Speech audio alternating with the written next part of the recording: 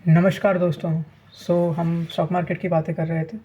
कई सारी हम चीज़ें कर चुके हैं और इस क्लास का हम टॉपिक है कि क्या 5 इम्पॉर्टेंट मैट्रिक्स जिससे हम मॉनिटर कर सकते हैं स्टॉक्स को।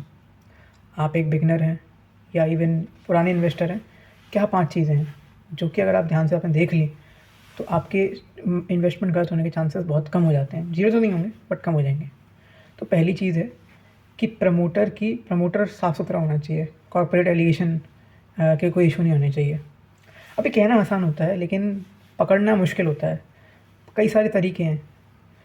जैसे प्रमोटर का चोर टाइप है तो आपका पैसा नहीं बनेगा। कोई ख़ानदानी अगर कोई चोर टाइप है उसका क्या करो, आप कैसे चेक करेंगे? तो फॉर एग्जांपल कई सारे मैट्रिक हैं, जैसे कि प्रमोटर होल्डिंग। तो प्रमोटर होल्डिंग आपकी 50% ज़्यादा होनी चाहिए। आपकी अगर 50% ज़्यादा तो अगर होल्डिंग 10-5% है तो वहाँ पे चक्कर होने के बहुत सारे चांसेस होते हैं। तो ये एक एक चीज़ हो गई, पहली चीज़। प्रमोटर होल्डिंग 70% 80% वो भी ठीक है, कोई दिक्कत नहीं, पर 50 से नीचे नहीं होनी चाहिए। ठीक है, मोटा मोटा ध्यान रखें। 40% भी ठीक है, 50% मतलब। लेकिन क्योंकि वो एक ना उसको देता है कि स्किन इन द गेम एक प्रोवाइड करता है प्रमोटर की भाई कंपनी में उसकी हिस्सेदारी है, उसकी जिम्मेदारी है भैया, उसका भी फ़ायदा होगा। कंपनी अच्छा करेगी तो वो कंपनी से पैसा नहीं चुराएगा, चांसेस कम हो जाएंगे। तो ये एक इंपॉर्टेंट चीज़ होगी, प्रमोटर होल्डिंग देख लो। दूसरी चीज़ है कि कंपनी ओवर लीवरेज नहीं होनी चाहिए। तो मतलब डेट कम होना चाहिए। क्या सारी जो डेट वाली कंपनीज है ख़राब होती है? नहीं, लेकिन जो कंपनीज़ जनरली डूबती हैं, जल्दी ख़राब करती हैं, उनमें डेट का बहुत चक्कर रहता है। तो आप डेट टू इक्विटी आप देख लें। ठीक है, डेट टू इक्विटी रेशियो आप जानते होंगे, उसको आप देख लें और वो कम से कम होना चाहिए। ठीक है, तो मतलब ऑब्वियसली हमेशा 1 से तो कम ही होना चाहिए डेट टू इक्विटी। ठीक है, और जितना कम है 0.5 से कम है तो और भी अच्छी बात है।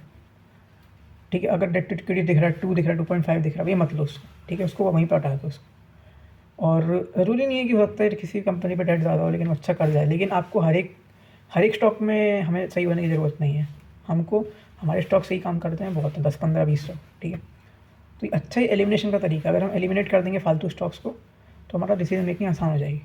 ठीक है, अब इवन तो यहाँ से आप ट्रैप्स कर सकते हो। तो डेट टू इक्विटी चेक कर लो, प्रमोटर की एक मतलब इंटीग्रिटी चेक करो, तो कॉर्पोरेट गवर्नेंस।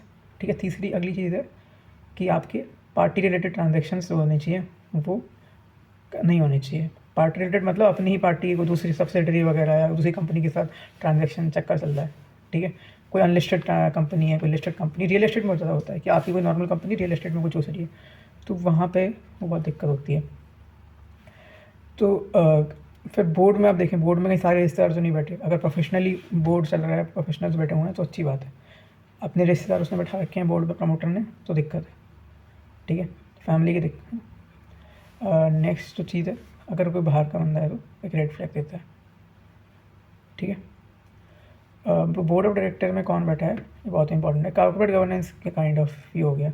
इसके अलावा आप देखें कि रिटर्न ऑन इक्विटी, चौथी चीज़ आप देखें, रिटर्न ऑन इक्विटी 15% से ऊपर। Return on equity and return on capital employed हो 15% से ऊपर हो।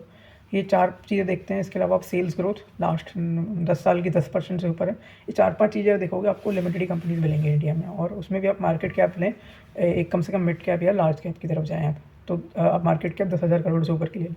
ऐसी ही कंपनी फिल्टर आप करोगे आपको पता चलेगा 20 से 40 कंपनी है पूरे इंडियन स्टॉक मार्केट में। अब हम उनके बारे में ज़्यादा स्टडी करेंगे, उनमें से हम पिक करेंगे अपनी 10-15 कंपनियाँ, और ये आपका तरीका होगा स्टॉक पिकिंग का।